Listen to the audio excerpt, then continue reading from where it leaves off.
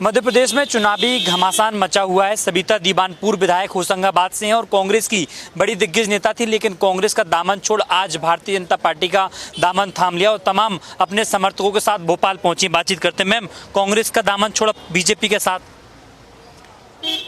मुझे ऐसा लगता है कि कांग्रेस में निष्ठावान कार्यकर्ताओं की आवश्यकता नहीं है और उनकी ऊर्जा का उपयोग हो नहीं सकता है।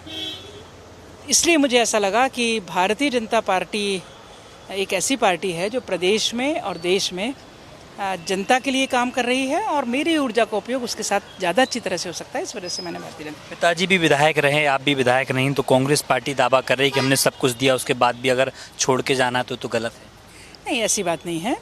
वे विधायक रहे, मैं भी विधायक रही, इसमें कोई संदेह नहीं है।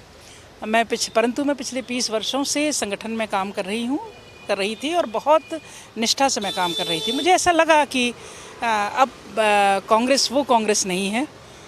कांग्रेस में अब तानाशाही चलने लगी है और जो जनहितैषी योजनाओं की बात अब कांग्रेस पार्टी के भीतर हो नहीं रही। तो मुझे चर्चा थी कि आप विधानसभा चुनाव लड़ना चाहती हैं, इसलिए कांग्रेस से नाराज चल रही। कांग्रेस ने टिकट नहीं दिया, लेकिन टिकट दोनों ही पार्टी अपने प्रत्याशियों को विधानसभा में उतार चुकी हैं। तो अब 23 के चुनाव में आपको क्या जिम्मेदारी?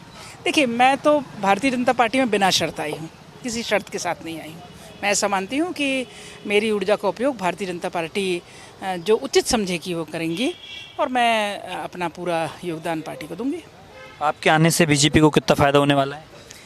देखिए, फ़ायदे नुकसान की बात तो बाद में देखी जाएगी, पर मेरा ऐसा मानना है कि निष्ठावान कार्यकर्ता जो मेरे साथ मेरे भावनाओं के साथ मुझसे जुड़ा हुआ था, निश्चित तौर पर वो अब भारतीय जनता पार्टी में जाएगा। आखिर क्या वजह रही मैम, क्योंकि आप लंबे समय से, पिताजी भी कांग्रेस में रहे, आप भी कांग्रेस में रही हो, कांग्रेस की सेवा की, ऐसी क्या वजह रही कि कांग्रेस आपको छोड़नी पड़ी? देखिए, एक बड़ी बात तो ये कि निष्ठावान व्यक्ति जो है उसकी जगह कोई नहीं रही, राजनीति करने की वहाँ जगह बची नहीं।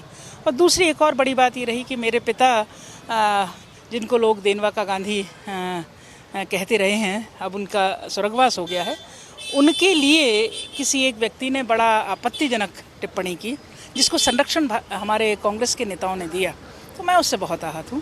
एक आपने पोस्ट भी किया सोशल मीडिया पर, उसूलों पर आँच आए तो लड़ना जरूरी है। आखिर क्या संदेश देना चाहती थी? स्पोर्ट्स से पहले ही आपने संकेत दे दिए थे कि आप कांग्रेस से जाने वाली हैं। देखिए, बिल्कुल मैं तो उस परिवार की लड़की हूँ जहाँ मेरे पिता ने क्षेत्र की जनता के लिए जनहित में हमेशा ही आवाज़ उठाई है। जो कुछ भी गलत दिख रहा है उसका विरोध करना हमारे डीएनए में है। तो होशंगाबाद के साथ साथ प्रदेश के कई और जगह भी अब चुनाव प्रचार करते हुए बीजेपी के समर्थन में? बिल्कुल, जहां भारतीय जनता पार्टी कहेगी मैं प्रदेश के हर हिस्से में जाऊंगी, क्योंकि मैंने पूरे प्रदेश में कांग्रेस के संगठन में काम किया है। तो बिल्कुल पूरे प्रदेश में काम किया और खासतौर पर जो कांग्रेस पार्टी की बड़ी नेता रही हैं, सबिता दीवान पूर्व विधायक रही हैं, पिताजी भी इनके 2 बार विधायक रहे और तमाम समर्थकों के साथ आज भारतीय जनता पार्टी में पहुंचकर जो है बीजेपी का दामन थाम लिया। तमाम इनके और भी लोगों से बातचीत करते हैं। भाई साहब, अब आप भी कांग्रेस का साथ छोड़कर दीदी के साथ अब भाजपा में पहुँच गए? हाँ जी, इसलिए पहुंच गए कि निष्ठावान कांग्रेसियों की वहाँ ज़रूरत नहीं है। तानाशाही चल रही है और केवल कमलनाथ जी और दिग्विजय सिंह की चल रही है वहाँ पे। बाकी कोई कांग्रेसियों की ज़रूरत नहीं है, न छोटे छोटे कार्यकर्ताओं की ज़रूरत है। आखिर और क्या क्या पीड़ा है? क्या पीड़ा रही है जो छोड़ना पड़ा?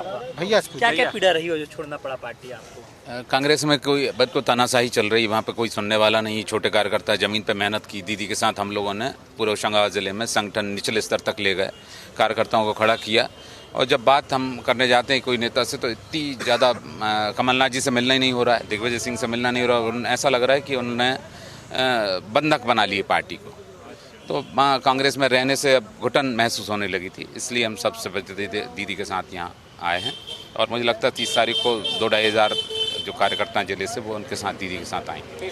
अब और क्या रणनीति रहेगी? चुनाव में भी दीदी को उतारने की कोई रणनीति बना रहे हो आप लोग? अब वो पार्टी तय करेगी, पार्टी की गाइडलाइन है। पार्टी तो टिकट दे चुकी है, शीर्ष प्रतिनिधित्व जो करेगा वो है। क्या कोई पार्टी की तरफ से ऐसा आश्वासन दिया गया टिकट वगैरह को लेकर चुनाव? अभी बिल्कुल बिना आश्वासन के हम लोग आए हैं। अब पार्टी तय करेगी, उसे जरूर करेंगे। तो बिल्कुल खास तौर पर कई समर्थकों के साथ अब भारतीय जनता पार्टी का दामन थाम लिया और आने वाले समय में 2023 के विधानसभा चुनाव में भारतीय जनता पार्टी के समर्थन में चुनाव प्रचार करते हुए नजर आएंगी। वीडियो जर्नलिस्ट अजय कटियार के साथ चेतन सेठ, इंडिया न्यूज़ भोपाल। तरीके से आपने बीजेपी का दामन थामा। मैं बहुत बहुत आभारी हूँ श्रीमंत महाराज ज्योतिरादित्य सिंधिया जी की, मुख्यमंत्री शिवराज सिंह चौहान जी की, आदरणीय प्रदेश अध्यक्ष वी.डी. शर्मा जी की, आदरणीय नरेंद्र सिंह तोमर जी की, कि उनकी प्रेरणा से मैं यहाँ भारतीय जनता पार्टी में शामिल हुई हूँ। शायरी लिखी थी आपने एक फेसबुक पर, जैसे ज्योतिरादित्य सिंधिया ने जब कांग्रेस का दामन छोड़ा, बीजेपी का दामन थामा था, तो एक वीडियो जारी किया था, उसूलों पर आँच आए तो लड़ना जरूरी है। आपने भी इस तरह की पोस्ट लिखी है? उसूलों पर आँच आए तो टकराना जरूरी है, जिंदा हो तो जिंदा नजर आना जरूरी है। तो आखिरकार क्या है? बिल्कुल जिंदा है और जिंदा रहेंगे।